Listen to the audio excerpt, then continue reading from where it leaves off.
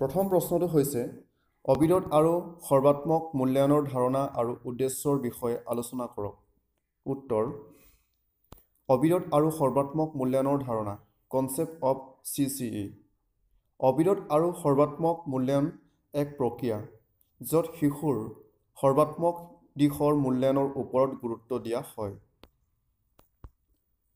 ইয়াত তিনিটা শব্দ জড়িত হৈ আছে।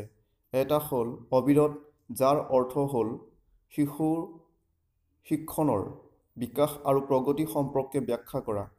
সৰ্বাত্মক মানে হ'ল পাঠ্যক্ৰমিক বিষয়, পাঠ্যক্ৰমিক কাৰ্যকলাপ, সামাজিক ব্যক্তিগত গুণ, কাম আৰু শিক্ষাৰ বিকাশ সাধন কৰা। ইয়াত পৰিমাণগত আৰু গুণগত তথ্য অন্তৰ্ভুক্ত কৰা হয়। মূল্যায়ন মানে হ'ল এক প্ৰক্ৰিয়া য'ত শিশুৰ আচৰণ আৰু প্ৰগতিৰ বিষয়ে তথ্য সংগ্ৰহ কৰি তাৰ বিষয়ে সিদ্ধান্ত গ্ৰহণ কৰা। অবিৰত আৰু সৰ্বাত্মক মূল্যায়নৰ উদ্দেশ্যসমূহ হৈছে অবজেক্টিভছ অফ CCE।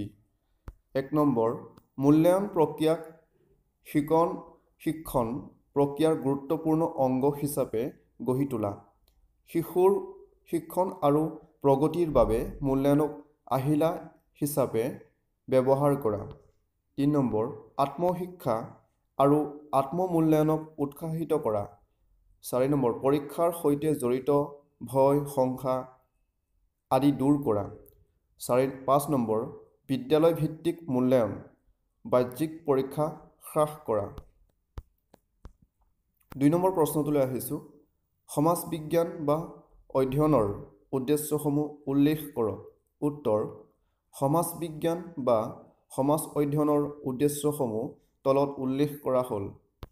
১ নম্বৰ, শিশুৰ পৰ্যবেক্ষণ, চিনাক্তকৰণ আৰু অন্তৰ্ভুক্তিকৰণৰ দক্ষতাৰ বিকাশ।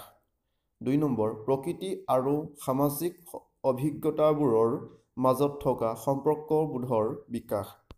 ৩ নম্বৰ, শিশুৰ ভিন্নতা আৰু বৈচিত্ৰতাৰ বিকাশ সাধন। ৪ নম্বৰ, পৃথিৱীক মানৱ জাতিৰ গৃহ আৰু জীৱনৰ আন ধৰণ সম্পৰ্কে বোধৰ বিকাশ। ৫ নম্বৰ, শিশুক নিজৰ ধৰ্ম, ৰাজ্য আৰু গোলকীকৰণ সম্পৰ্কে শিক্ষা প্ৰদান কৰা। ৬ নম্বৰ, শিশুক ভাৰতৰ অতীত আৰু বিশ্বৰ আন অংশৰ বিষয়ে শিক্ষা প্ৰদান কৰা। ৭ নম্বৰ, দেশৰ সামাজিক আৰু ৰাজনৈতিক প্ৰতিষ্ঠানসমূহৰ কাৰ্যপদ্ধতি আৰু গতিশীলতাৰ সৈতে পৰিচয় কৰোৱা। ৩ নম্বৰ প্ৰশ্নটো হৈছে পৰ্টফোলিঅ' মূল্যায়ন কি?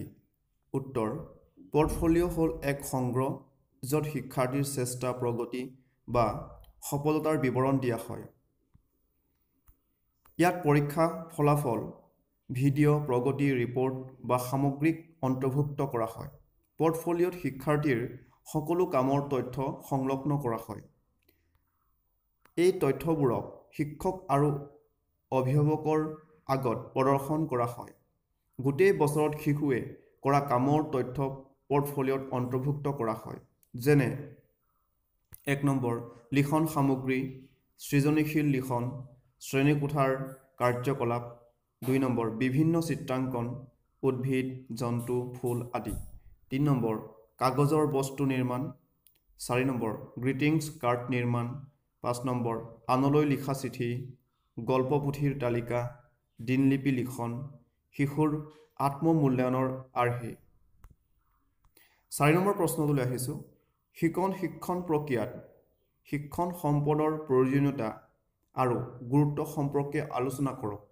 উত্তৰ: শিক্ষণ প্ৰক্ৰিয়াত শিক্ষণ সম্পদৰ প্ৰয়োজনীয়তা আৰু গুৰুত্ব সম্পৰ্কে তলত আলোচনা কৰা হ'ল। শিক্ষণ সম্পদে শিশুসকলক শিক্ষাৰ উদ্দেশ্যসমূহ পূৰণ কৰাত সহায় কৰে। ২ নম্বৰ, শিক্ষণ সম্পদে শিকণ আৰু শিক্ষণক প্ৰভাৱশালী কৰি তোলে।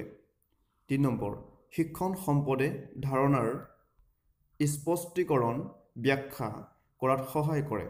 ৪ নম্বৰ, এইবোৰে শিক্ষাৰ্থীক দ্ৰুত গতিত শিকিবলৈ, দীৰ্ঘদিনলৈ মনত ৰখা আৰু শুদ্ধ তথ্য লাভ কৰাত সহায় কৰে। ৫ নম্বৰ, সম্পদবোৰে শিক্ষণ অভিজ্ঞতা লাভ কৰিবলৈও শিকাৰুসকলক প্ৰস্তুত কৰে। শ্ৰদ্ধাৰ শিক্ষাগুৰুসকল, মোৰ এই চেনেলটোক যদি আপুনি এতিয়াও ছাবস্ক্ৰাইব কৰা নাই তেন্তে এতিয়াই ছাবস্ক্ৰাইব কৰিব, লগতে বেল আইকনটো প্ৰেছ কৰি দিব যাতে মোৰ এনেধৰণৰ নতুন ভিডিঅ'ৰ ন'টিফিকেশ্যন আপুনি লগে লগে পাই যায়।